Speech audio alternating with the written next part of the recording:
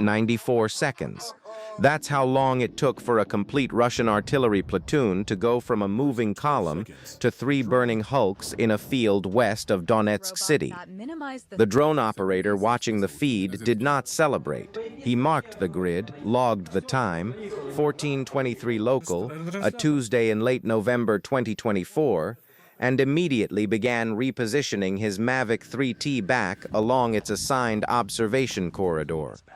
The 38-minute rotation cycle did not pause for confirmation. There were more guns out there. The hunt was not finished. What you are about to hear is the story of 19 days. 19 days during which Ukraine's 110th Mechanized Brigade, operating on the Marinka-Pobjeda axis west of Donetsk, ran the most precisely documented counter-battery campaign on this sector of the front. 23 Russian self-propelled gun systems destroyed, a mix of 2 S-19 Msta-S, 2 S-3 Akatsiya, and 2 S-5 Geolocated platforms, the armored spine of Russian fire support for 3 separate motor rifle formations, gone in under 3 weeks, using a system that cost a fraction of what it destroyed. The central question this documentary asks is not simply how the 110th did it. The OSINT record is detailed enough to reconstruct that. The harder question is this: why does Russian artillery doctrine on the Marinka sector keep placing gun batteries within 8 to 11 kilometers of the line of contact, despite loss after documented loss? What is the institutional logic or failure that keeps feeding the same positions into the same kill chain? By the end of this investigation, you will have a clearer answer than Russian brigade commanders apparently do. Let us start with the ground. The Marinka-Pobjeda axis runs roughly east to west along the southern edge of Donetsk city's administrative boundary. For most of 2024, it was one of the most contested strips of terrain in the entire war. A grinding, attritional fight through rubble, field fortifications, and the kind of industrial debris that turns every tree line into a potential firing position. Russian forces, primarily elements of the 9th and 150th Motor Rifle Brigades under the 8th Combined Arms Army, had been pushing westward with incremental gains measured in city blocks and spoil heaps rather than kilometers. Ukraine's 110th Mechanized Brigade had been defending this axis through multiple rotation cycles. By late November 2024, the brigade's artillery group had developed an intimate operational knowledge of the terrain that Russian planners, working from maps and overhead imagery, demonstrably did not possess. 2 terrain features defined what followed. The first was the Kurakhove Reservoir, roughly 12 kilometers southwest of the contact line. The reservoir's northern shoreline is flanked by a series of earthen berms, remnants of Soviet-era water management infrastructure, running between 2 and 4 meters in height for almost 3 kilometers. To a Russian Zupark 1M counter-battery radar, those berms created a consistent low-level clutter return that effectively masked any artillery position placed behind them. Ukrainian gun crews operating behind the Kurakhove berms could fire, displace, and reposition without generating a clean radar track. The Zupark, which requires a relatively unobstructed azimuth to compute a firing solution, was partially blinded on this axis. Russian counter-battery fires against Ukrainian positions behind those berms showed a misdispersion roughly 2 to 3 times wider than the system's nominal accuracy. The second terrain feature was less obvious and arguably more important. The Karlivka mine complex, approximately 8 kilometers north-northwest of the main contact line, sits on a series of elevated spoil tips, the artificial hills that accumulate when coal is extracted and waste rock is piled. The largest of these tips rises nearly 40 meters above the surrounding steppe. From that elevation, a thermal drone at low altitude gains an observation arc that extends dramatically into the Russian rear. The 110th's drone teams calculated a lateral observation corridor of approximately 22 kilometers from the highest spoil tip into Russian-held territory east and northeast of the contact line. That 22-kilometer window reached the depth at which Russian self-propelled artillery batteries were operating. the 8 to 11 kilometer band that Russian doctrine designates as the standard firing position depth for direct fire support formations. Worth sitting with for a moment. Russia had a counter-battery radar partially blinded by Soviet water management infrastructure. Ukraine had a drone observation arc created by the accumulated waste of a Soviet coal mine. The war in eastern Ukraine is, in many ways, a fight conducted in the industrial debris of another century. The side that learned to read that debris first gained an asymmetric advantage that no amount of newer equipment entirely overcomes. The most surprising thing about the 110th campaign is not the final count of 23 destroyed systems. It's how systematically mundane the enabling technology was, and how much that undercuts Russian assumptions about technological parity. The acoustic detection system at the center of the 110th counter-battery process was ASGARD, a Ukrainian-developed array that the brigade had integrated into its fire control workflow over the preceding months. ASGARD is not a single device. It is a networked array of small acoustic sensors, typically deployed in clusters of 4 to 6 units, designed to triangulate the muzzle blast signature of artillery firing in the medium to large caliber range. The system is calibrated to distinguish between common Russian self-propelled gun signatures. The distinct low-frequency profile of a 152mm propellant charge in a 2S-19, for example, differs measurably from a 152mm charge in a 2S-3, and both differ from the 152mm charge in a 2S-5's longer barrel. When ASGARD registered a firing event, the system generated a grid reference and an estimated weapon type within seconds.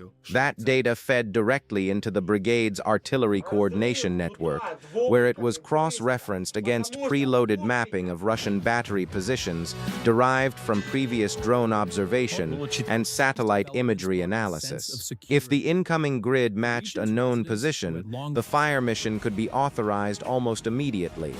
If it was a new position, a battery that had displaced and reset, the data went to a drone team for visual confirmation before a fire mission was approved.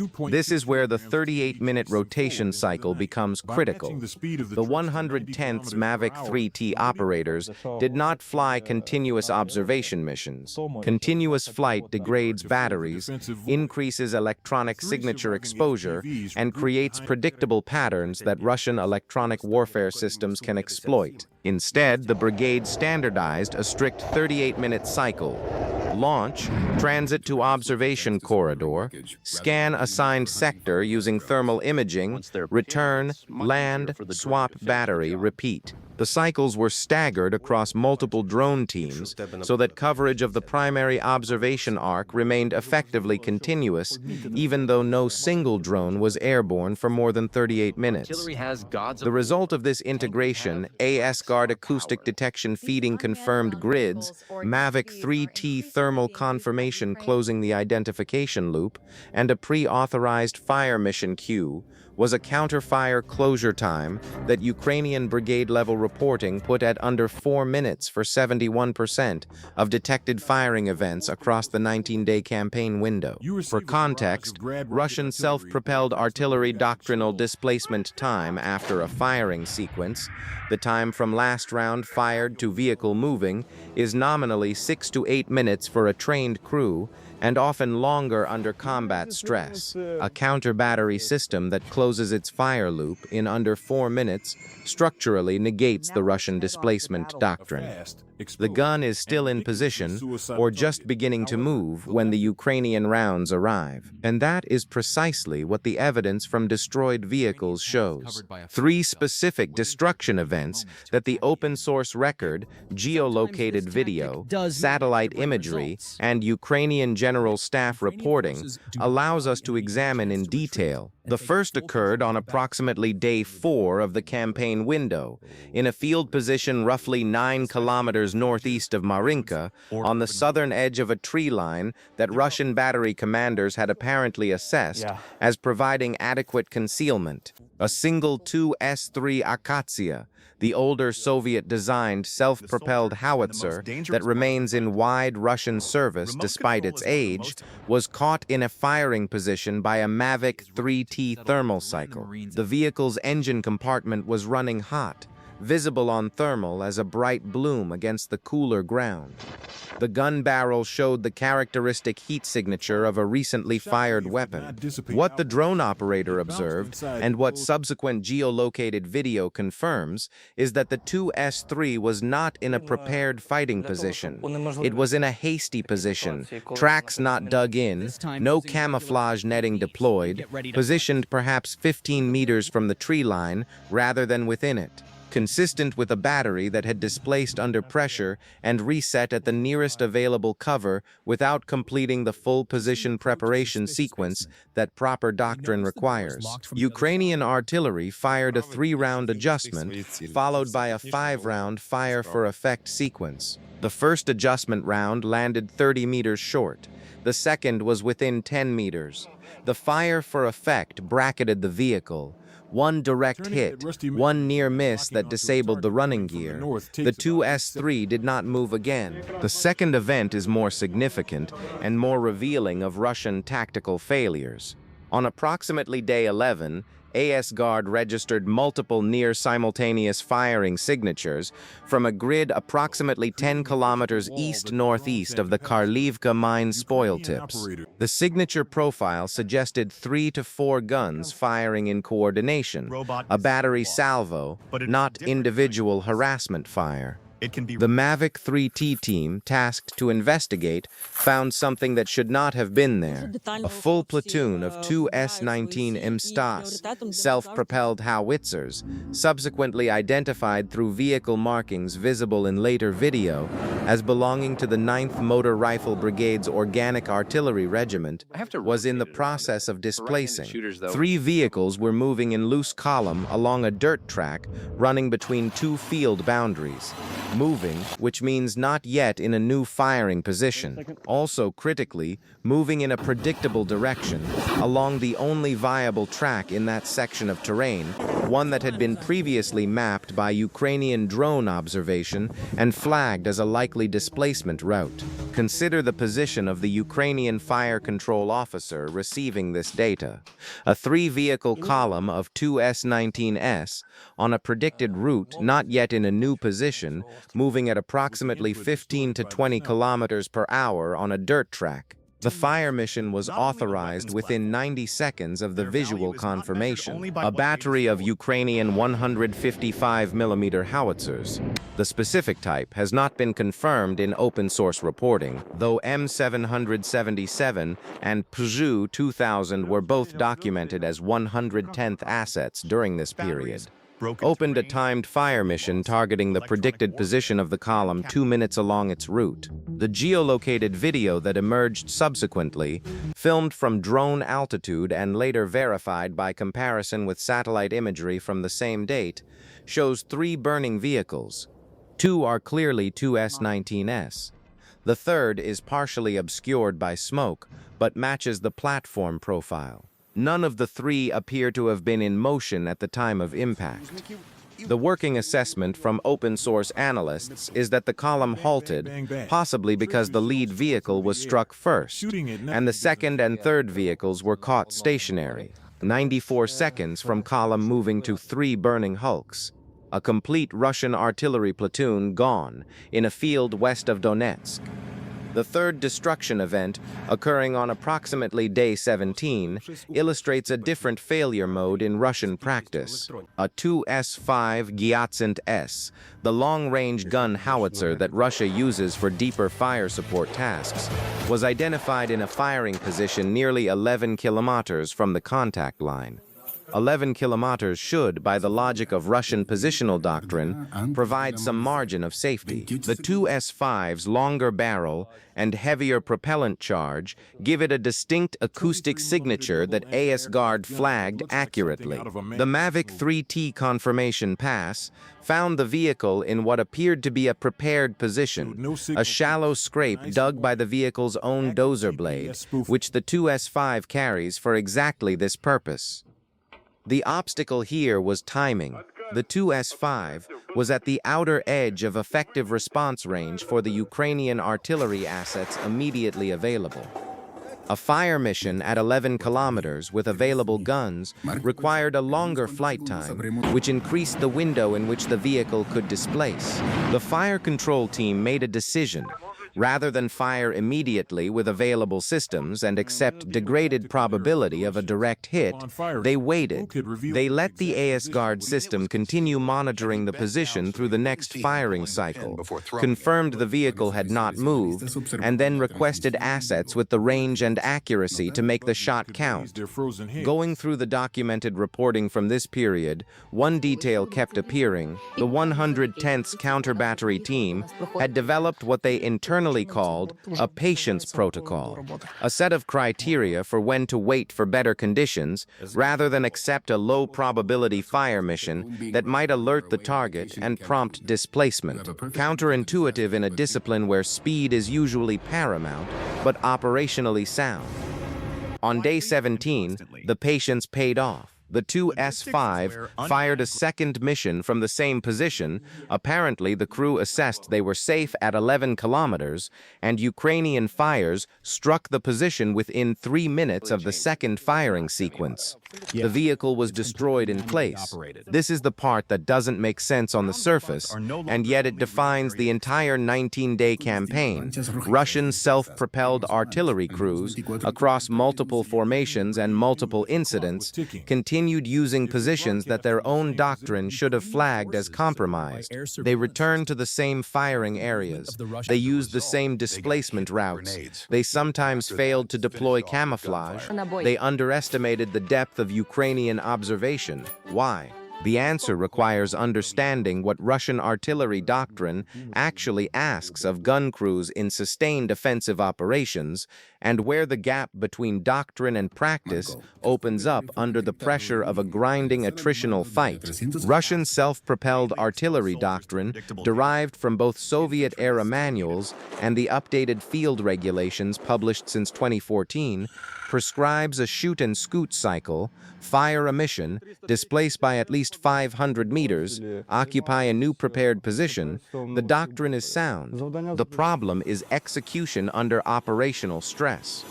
Prepared positions take time to construct. Displacement routes require prior reconnaissance. In the Marinka sector during late 2024, Russian formations were simultaneously under pressure to maintain fire support rates for infantry units conducting offensive operations while managing the logistical burden of ammunition supply, crew fatigue, and vehicle maintenance. 2S-19S and 2S-3S are mechanically complex platforms that require significant maintenance hours to keep operational. The result, documented across multiple incidents, is a predictable degradation in discipline. Crews return to positions they know rather than occupying new ones. Displacement routes become habitual. Position preparation gets abbreviated under time pressure. Every one of these shortcuts that seems to save time in the moment increases the probability of appearing in a Ukrainian fire control officer's targeting queue.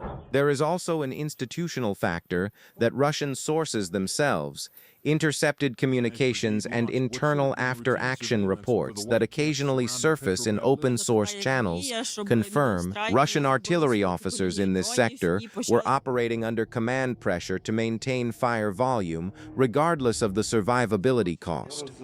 Brigade and regimental commanders demanded a sustained fires rate to support infantry operations. Battery commanders who reported they needed to displace for safety reasons faced pressure to remain in position and continue firing. The result is a command climate that structurally degrades the individual fire discipline that shoot and scoot requires. Here's the take that will probably get pushback. The losses Russian artillery absorbed on the Marinka axis in this period were not primarily a failure of equipment or technology. The Tu-S-19 Msta-S is a capable self-propelled howitzer. The Zoopark 1M counter-battery radar is a functional system. The failure was institutional. A command culture that traded crew survivability for fire volume, and paid for that trade in 23 destroyed platforms. That is a choice that Russian military leadership made, and it is worth naming clearly. What do you think? Did the Russian formations on the Marinka axis fail because of tactics, or because their command structure made good tactics impossible? The comment section is there for exactly that argument. The scale of what was lost in 19 days deserves precise accounting. The replacement cost of a Tu-S-19 Msta-S runs approximately $4 to $5 million per vehicle, based on Russian defense procurement data from before export restrictions, complicated the figures. The Tu-S-3 Akatsiya, older and simpler, is roughly $2 to $3 million in current production equivalent terms. The Tu-S-5 Gyatsint-S, with its more complex barrel and recoil system, sits in a similar range to the Msta-S. A conservative aggregate replacement cost for 23 vehicles, weighted by the mix of platform types documented, puts Russian materiel losses from this single 19-day campaign somewhere between $70 and $100 million. Against that number, set the cost of the ASGARD acoustic arrays, the 110th operated, a Ukrainian-developed system whose unit cost has not been officially published, but which independent analysts have estimated in the range of tens of thousands of dollars per sensor cluster. Add the Mavic 3T drones, commercial thermal platforms modified for military use, costing several $1,000s each. Add the artillery ammunition expended, the cost-exchange ratio for this campaign is striking even by the general standards of the war, where Ukrainian counter-battery operations have consistently achieved favorable exchange rates against Russian artillery assets. If you have been following this war carefully, this episode matters for a reason that goes beyond the 19 days and the 23 platforms. It is a proof of concept for a counter-battery methodology that does not depend on Western-supplied precision munitions as its primary strike mechanism. The 110th campaign used Ukrainian-developed acoustic detection, commercially derived thermal drones modified in-country, and conventional artillery ammunition in fire missions made precise not by the munitions themselves, but by the quality of the targeting data feeding the fire control process. This is a methodology that is in principle scalable and replicable across other sectors of the front, where similar terrain advantages exist and similar acoustic sensor networks can be deployed. That scalability question is what Russian military planners should be most concerned about, and by the evidence of continued artillery losses documented by Oryx across multiple sectors through the first half of 2025, have not yet adequately answered. The battle damage assessment from the 19-day campaign, cross-reference between Ukrainian General Staff reporting, Oryx documentation, and satellite imagery analysis from commercial providers, confirms a minimum of 23 platform destructions. Oryx, which applies a strict methodology requiring photographic confirmation for each entry, had verified 18 of the 23 as of mid-2025, with the remaining 5 listed as probable destruction pending additional imagery confirmation. The verified 18 include 9 Tu-S-19 Msta-S systems, 6 Tu-S-3 Akatsiya systems, and 3 Tu-S-5 Gyatsint-S systems. The probable additional 5, based on video evidence assessed as consistent with platform destruction, but not yet fully geolocated to Oryx standards, are assessed as primarily Tu-S-19S and Tu-S-3S. The impact on Russian fire support capacity in the Marinka sector was, according to ISW analysis of the period, measurable. Ukrainian reporting to the General Staff described a reduction in Russian artillery fires on the Marinka-Pobjeda axis during the final week of the campaign window that correlated with the attrition of gun systems. The reduction was not total. Russian formations have the logistical depth and reserve equipment stocks to regenerate fire support capacity over time, time, but the temporary reduction in fires created windows for Ukrainian defensive consolidation along key positions on the axis that had been under sustained pressure. Intercepted Russian communications from the period, excerpts of which surfaced in Ukrainian military media channels with translation provided, indicate something close to command-level panic about the loss rate. One exchange, attributed to a regimental artillery commander speaking to a subordinate battery commander, includes a phrase that translates roughly as, "They know where we are before we know where we are."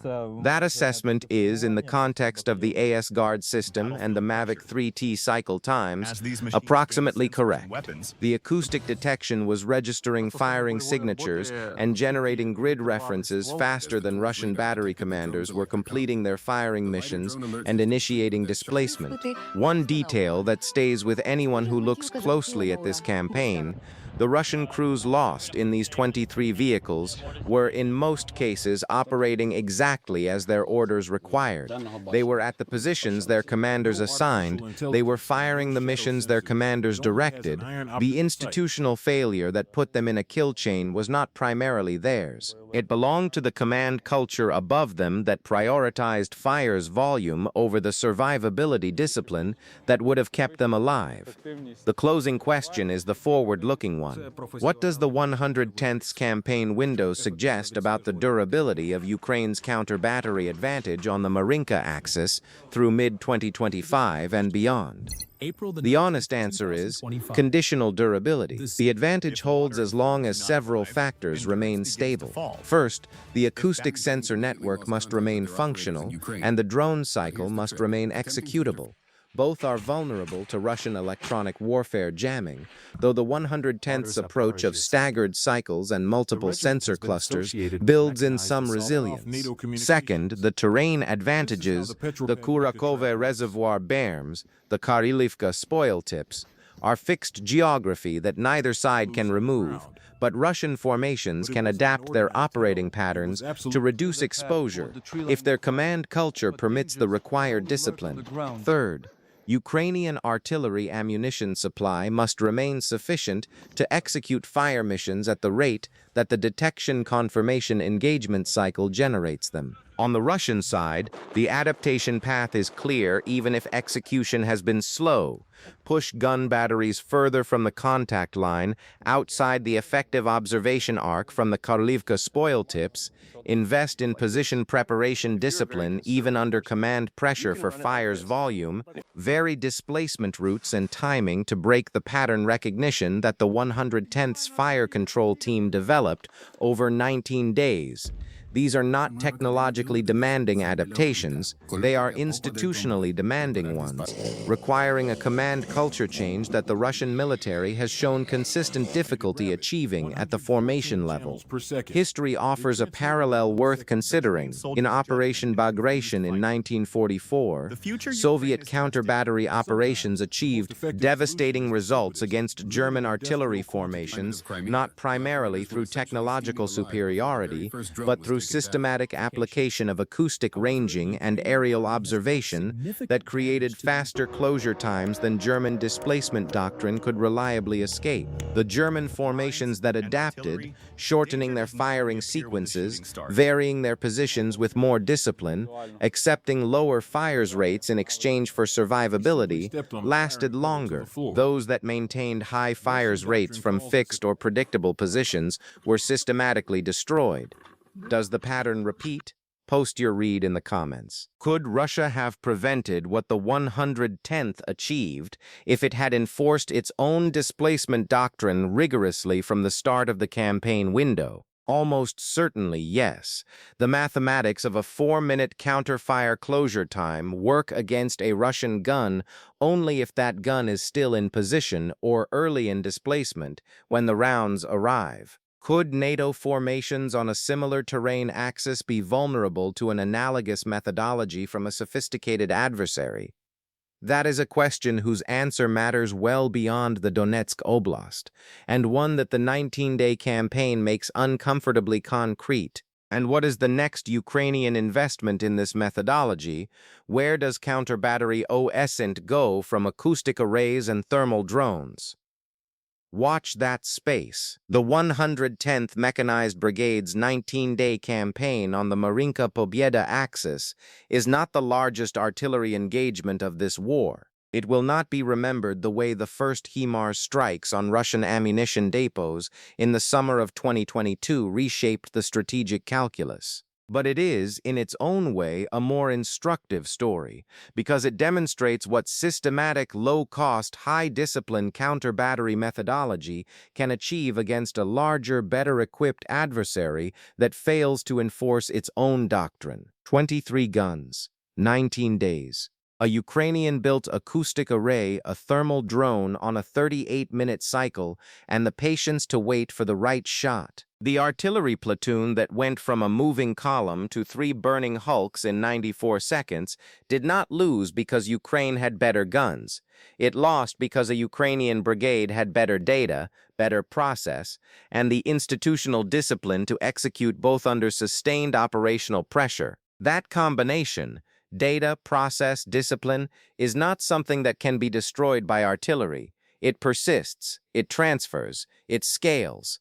Subscribe to Frontline Truth for weekly OSENT investigations like this one. Every week we go deeper than the headline numbers, into the terrain, the doctrine, the kill chains, and the institutional failures that determine what actually happens on the front line.